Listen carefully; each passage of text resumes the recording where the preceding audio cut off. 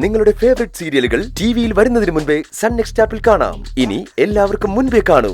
ഇപ്പോൾ തന്നെ sun next app download ചെയ്ത് സബ്സ്ക്രൈബ് ചെയ്യൂ.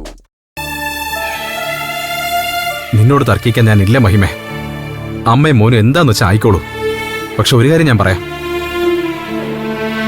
ഞാനും മോള് മൂകാംബയ്ക്ക് പോകാൻ വ്രതം എടുത്തിരിക്കുക. പോയിട്ട് വരുന്നവരെങ്കിലും ഈ വീട് ശുദ്ധിയും വൃത്തിയുമായിട്ട് കിടക്കണം. മുട്ടയും മാംസമൊന്നും ഇവിടെ പാടില്ല, കേട്ടല്ലോ? അല്ല, മൂകാംബികയ്ക്ക് പോയ അമ്പലത്തിന്റെ കാര്യം? അവിടെ ഇനി എന്ത് കാര്യം? ക്ഷേത്രം അടച്ചില്ലേ. ഇനി എന്താന്ന് വെച്ചാ തുറന്നാ തന്നെ ശാന്തിക്ക് വിളിക്കുമെന്ന് ഉറപ്പില്ല. അപ്പൊ ഇനി പടച്ചോറും ഇല്ല, ദക്ഷിണേ ശമ്പളമൊന്നും ഇല്ലാതെ എങ്ങനെ ജീവിക്കുന്നാ? വേറെ വല്ല ശാന്തി പണിയും കിട്ടും നിങ്ങൾ അന്വേഷിച്ചോ? ഞാനിപ്പോ അതേപ്പറ്റിയൊന്നും ചിന്തിക്കുന്നില്ല മഹിമേ. ഇത്രയും കാലം ഭഗവാനെ പൂജിച്ചു. ഇനി എന്താന്നും എങ്ങനെയാണെന്നും ഒക്കെ ഭഗവാൻ തീരുമാനിക്കട്ടെ. ഭഗവാൻ തീരുമാനിക്കട്ടെന്ന് പറഞ്ഞാൽ വീട് പുലരണ്ടേ മനുഷ്യ? 3 നേരം മന്ത്രം പുഴുങ്ങി തിന്നാൻ പറ്റില്ലല്ലോ.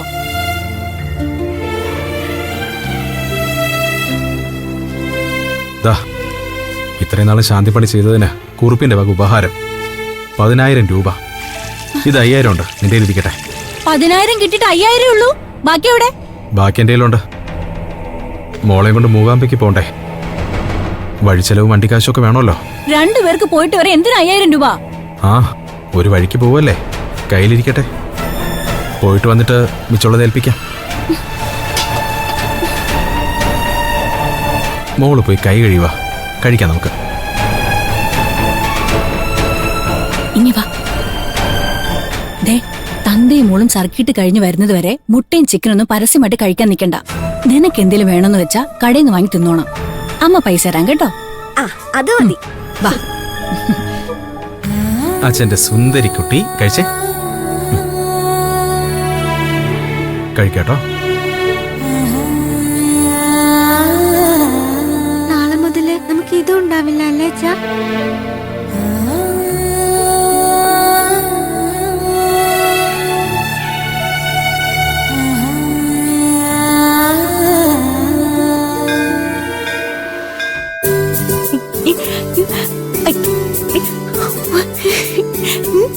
അതെന്ത് ചോദ്യ ദേവുട്ടിയെ? നിന്നെ കണ്ടാ പിന്നെ സുരേന്ദ്രന് സന്തോഷാവാതിരിക്കുവോ? അയാളുടെ പകുതി ദീനവും നിന്നെ കണ്ടപ്പോ മാറിയിട്ടുണ്ടാവും. ആ ഓ, മോളെ അവിടെ വിദ്യാമ്മ കൊണ്ടുപോകാന്ന് പറഞ്ഞിട്ടുണ്ടെങ്കിൽ അത് നടന്നിരിക്കും, ഉറപ്പാ.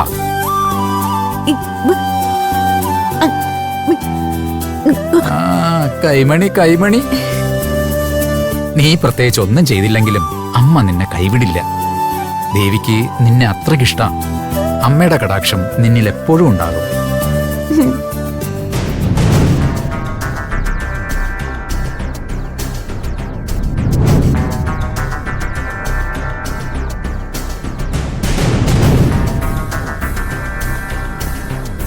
തന്തക്കിടപ്പിലായെങ്കിലും മോളുടെ കച്ചവടം തകൃതിയായിട്ട് നടക്കുന്നുണ്ടല്ലോ അല്ലേ?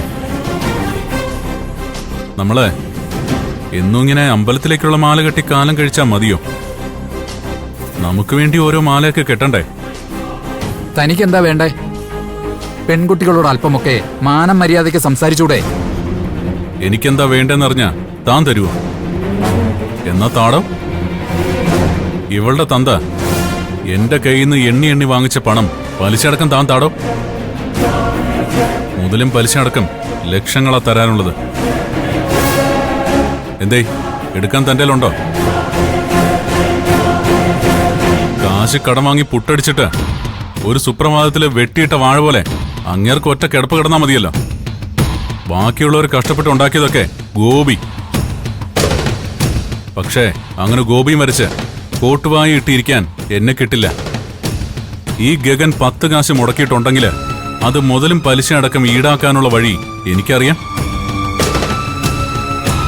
ആ തന്തമരം ചാഞ്ഞാലെന്താ? 2 പെൺമക്കൾ ഉഷാറായിട്ട് നിൽക്കുകയല്ലേ? അതിലാണ് എന്റെ പ്രതീക്ഷ. മിണ്ടാപ്രാണിയാണെങ്കിലും ഇവളാളൊരു മിടുക്കിയാണെന്ന് എനിക്കറിയാം.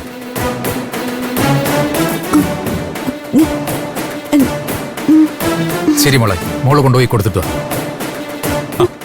ഹലോ, അങ്ങനെ അങ്ങ് പോയാലെങ്ങനെയാ?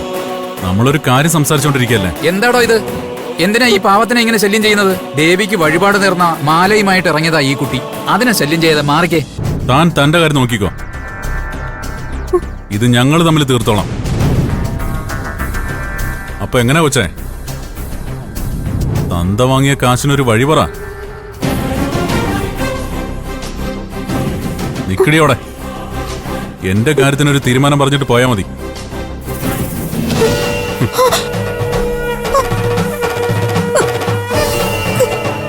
അവളും അവളുടെ ഒരു വഴിപാട് മാലി.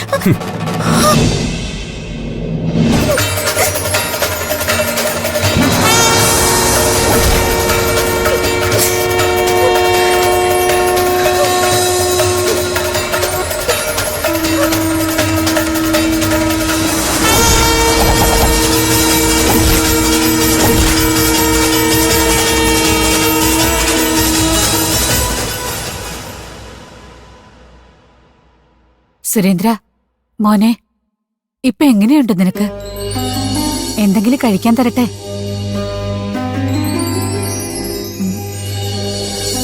ആരെയാ നീ നോക്കണേ? ദേവൂട്ടിയാണോ? അവള് വരും. വിദ്യാമ്മ അവളെ കൊണ്ടുവരും. നീ സമാധാനിക്ക്. ആ അമ്മയും മോനും കൂടി എന്താ പറയുന്നേ? ദേവൂട്ടി അല്ല, വിദ്യാമ്മ വന്നു പോയതിനു ശേഷം ഇവന് നല്ല മാറ്റമുണ്ട്. മുത്തശ്ശി പറഞ്ഞത് നേരെ അമ്മേ. വിദ്യാമ്മ വന്നതിന് ശേഷം അച്ഛൻ എന്തൊക്കെയോ ഒരു മാറ്റം കാണുന്നുണ്ട്. ഓ, അങ്ങനെ കാര്യമായിട്ടുള്ള മാറ്റമൊന്നും എനിക്ക് തോന്നുന്നില്ല. അല്ലമ്മേ, എനിക്കും അങ്ങനെ തോന്നിയിട്ടുണ്ട്. അത് വെറും തോന്നലല്ല, സത്യമായ കാര്യം.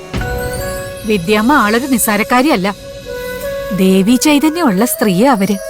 ആ അങ്ങനെയാണെങ്കിൽ അവർക്ക് ഇവിടെ വന്ന് ഇങ്ങേരെ ശുശ്രൂഷിക്കാനുള്ള ബാധ്യതയുണ്ട്. കാരണം എന്താ, ദേവിയുടെ മുറ്റത്തുനിന്ന് കിട്ടിയ കുട്ടിയെ ഇത്രയും നാളും പോറ്റി വളർത്തിയ ആളല്ലേ എന്റെ ഭർത്താവ്. അപ്പൊ ഈ മനുഷ്യന് ഇങ്ങനെ ഒരു ഗതി വരുമ്പോ ശുശ്രൂഷിക്കേണ്ട ഉത്തരവാദിത്വം ദേവിക്ക് തന്നെയാ. അതിന് പറ്റിയ ഒരാളായിട്ടായിരിക്കും ദേവി ആ സ്ത്രീയെ ഇങ്ങോട്ട് അയച്ചത്. അങ്ങനെയാണെങ്കിലേ അച്ഛനെ നോക്കാൻ ഇനി അവര് നിത്യവും വന്നോട്ടെ, അല്ലേ അമ്മേ? അമ്മേ, അവരോടൊന്ന് സംസാരിച്ചു നോക്ക്. ചിലപ്പോ അവരത് സമ്മതിക്കുവാണെങ്കിൽ അച്ഛനെ നോക്കാൻ ഒരാളാവുമല്ലോ. ഇതാരപ്പ ഈ നേരത്ത്? അങ്ങനെയെങ്കിലും ബാധ്യതയൊന്ന് ഒഴിയട്ടെ എന്നായിരിക്കും അമ്മയുടെയും മോളുടെയും മനസ്സിലിരിപ്പ്. കൊള്ളാം, നല്ല മനസ്ഥിതി തന്നെ. ആരാ? അയ്യോ, വന്നത് നമ്മളാണേ. എല്ലാവരെയും ഒന്ന് കണ്ട് പരിചയം പുതുക്കി പോവാന്ന് വെച്ചു. അല്ല, എന്തെങ്കിലും മിഴിച്ചു നോക്കുന്ന രണ്ടാളും. ഞാൻ വന്നത് അമ്മയ്ക്ക് മോക്ക് അത്രയ്ക്ക് ഇഷ്ടമായില്ലെന്ന് തോന്നുന്നു. എന്റെ കാര്യം എന്തായി, എന്തെങ്കിലും തീരുമാനമായോ എന്നൊക്കെ അറിയാൻ വേണ്ടി വന്നത്. എന്ത് തീരുമാനാകാൻ? നിങ്ങളുടെ കയ്യിൽ നിന്ന് എന്റെ ഭർത്താവ് പണം വാങ്ങിയിട്ടില്ലെന്നൊന്നും ഞാൻ പറയില്ല. പക്ഷെ എന്ത് ചെയ്യാനാ, കാശ് തരേണ്ട ആള് ജീവച്ഛവം പോലെ കിടക്കല്ലേ.